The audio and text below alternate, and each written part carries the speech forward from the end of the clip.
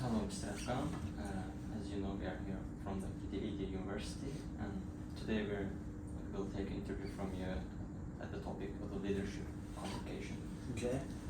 First of all, thank you for accepting and sharing your time with us. Thank you for having me. If you are ready, we can start. Sure. Go ahead. Can you start? Okay, our first question is, what is your personal biographical background? Okay, you mean like Yeah. where I've grown up? Yes. My family originates from the south of the country. It's a very hot place called Imishli. I have spent 5 years near my grandma and grandpa. I was born in Baku and studied in school in Baku. Then went to State University of Economics. I was lucky enough in the second course. We had a special group that we had classes in English, and our instructors were mainly graduates of the US universities or UK universities. Then I started my career in a local IT company which called Azerbaijan Electronics. I have spent there 2 years. Then joined Big Four audit firm Deloitte. Then decided to go to US to get my MBA degree in a very cold place in Alaska. Spent there about a year and a half and got my MBA and returned in 2009 and joined first Baku Stock Exchange. Then I joined the Express Bank as a head of finance, and then I worked as a head of finance about 2 years, and then a year and a half I was like risk director.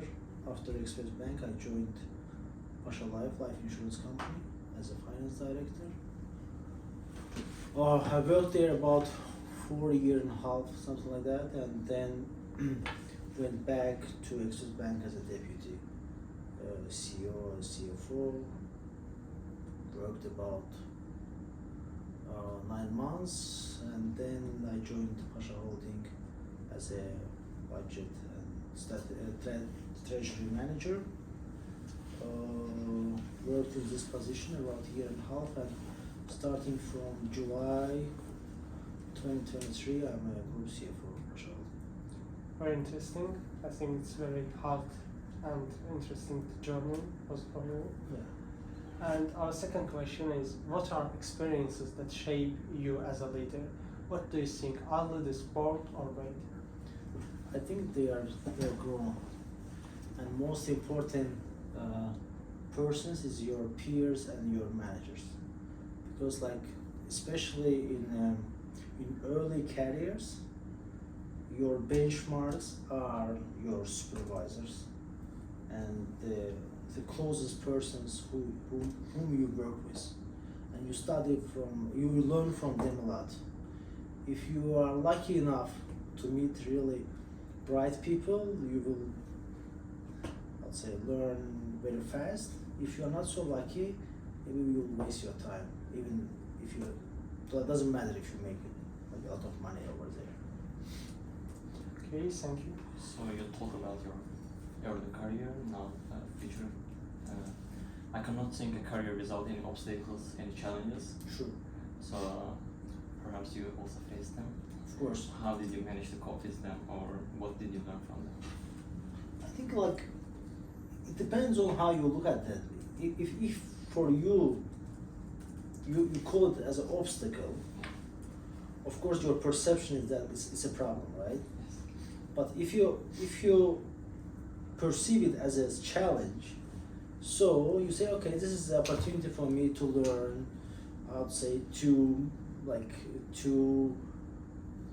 handle this issue and to gain self-esteem, right? Self-confidence. So it's the first thing, like how you look at the issue.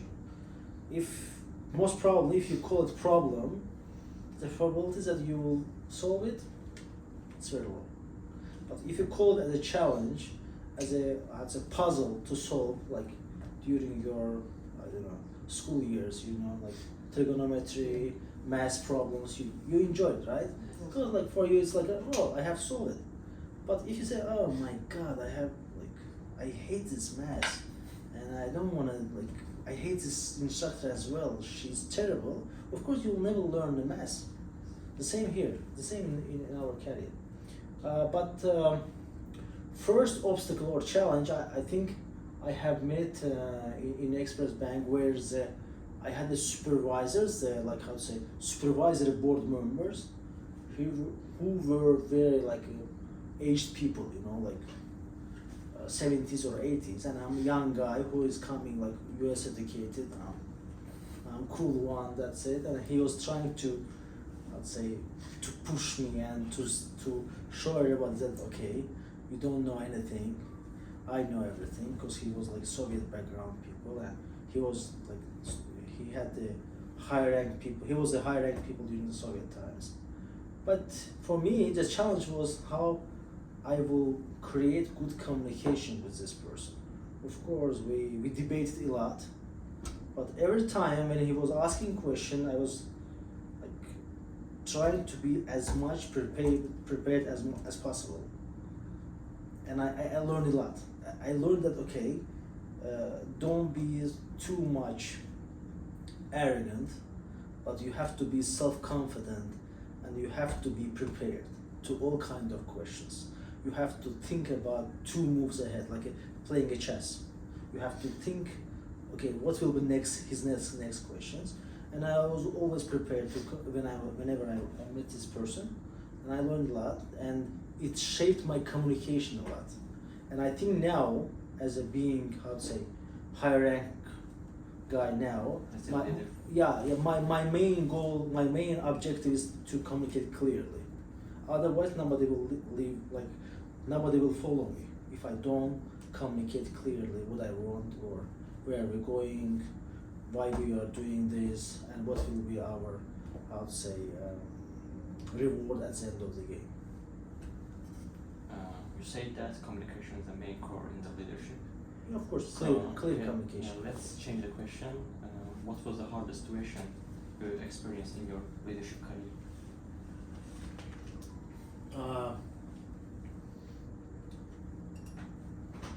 I had a chance to meet with the shareholders who owned the business. I didn't know anything about this business. And it was really tough to explain him in simple, plain language why he should allow me to manage this business, and which kind of authority he should give me in order I am able to bring some result to him. That was because like he was completely from different area, and he had the business completely from in different area, and they hired me, and I met this guy, and he had the only one question: when I will get the dividends. I said, okay, in order to get the dividend, you have to allow me to do these decisions. Currently, I don't have such authorities. If there will be no authority, there will be no dividend.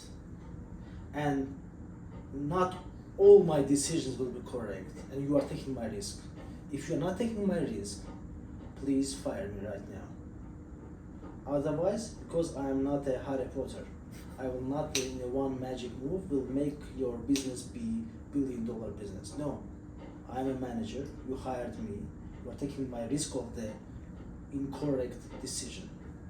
Of course, they will not be 100%, but there will be some percentage of mistaken decision, okay?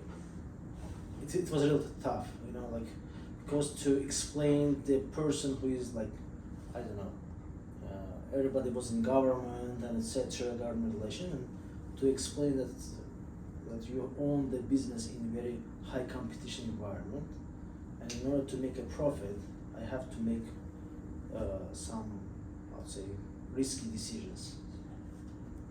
Well, they don't care about the steps; they just want the result. Yeah, of course, that's normal. That's normal. But as a shareholder, just if you own the business, you are taking the risk. You know, they're not so, I'll say, 100% guaranteed dividend. If you want like this, go and put your money in deposits or government securities.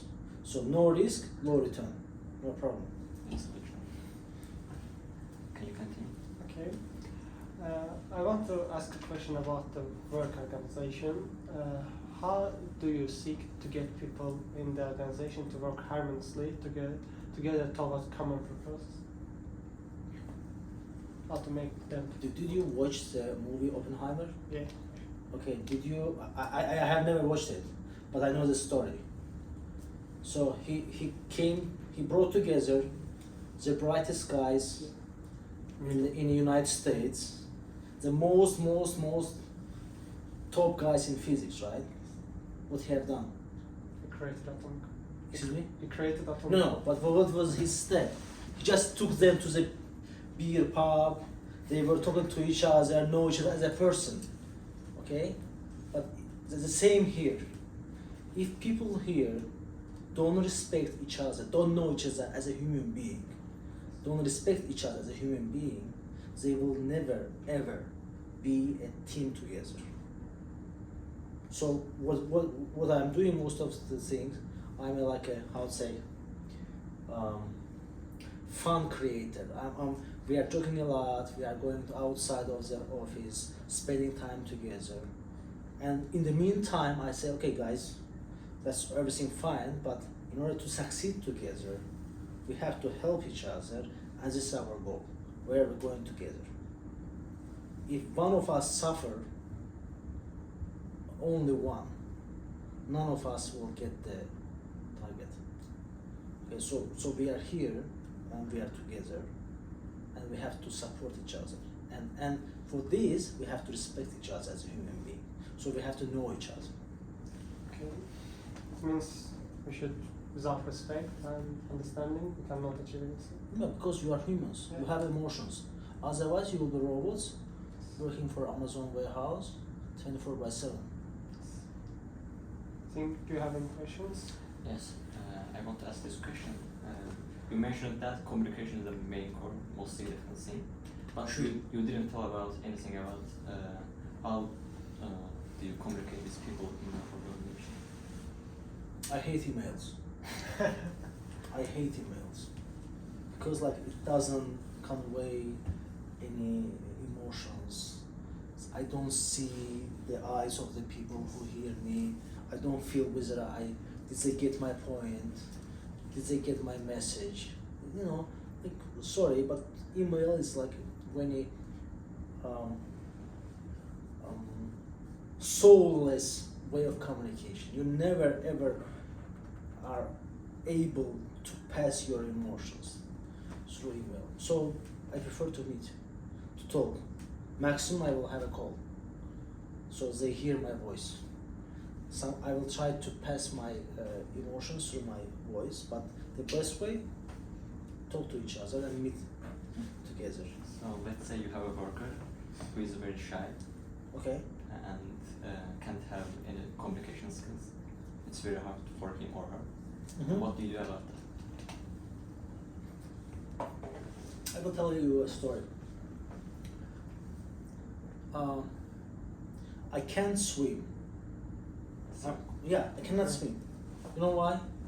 Because like whenever I was going to the pool, I had an instructor who was like in a very small place. Keep your hand like this. Keep your do like your like this. But the best way is to go to the most deepest place of the pool, to just push me to the pool, and to make me like either die or swim. The same thing I'm doing with my people. Whenever I got such person as you described, we go to the group events. I say, okay, you will present. The best way is to pass your fear. Yeah, to go against this. Otherwise, you will never ever learn. So don't go to the like a small, not so deep place of the pool. Go to the deepest place, and jump to the pool. You will either die, or you will swim. It's very hard. Yeah, but be brave, and have a life insurance. So last question. Sure. Do you have any advice for us or for the ones who watch this too? About leadership, about this? Yeah, but don't be afraid to be different. Don't try to be as the how to say people around you push you to be. If you want to achieve, this is what Einstein said. He said that it's very stupid to believe that if you will do the same as others do, but you will have a different results. So if you want to have a different result than your neighbors, peers, so you have to behave differently, and don't be afraid to do this. Okay, thank you very much. Thank My you for pleasure. your answers. They were really good. And You're welcome. I think we and the people who will watch will take lots of lessons about the leadership. And thank you again. Thank you Good luck. very much. Good luck, guys.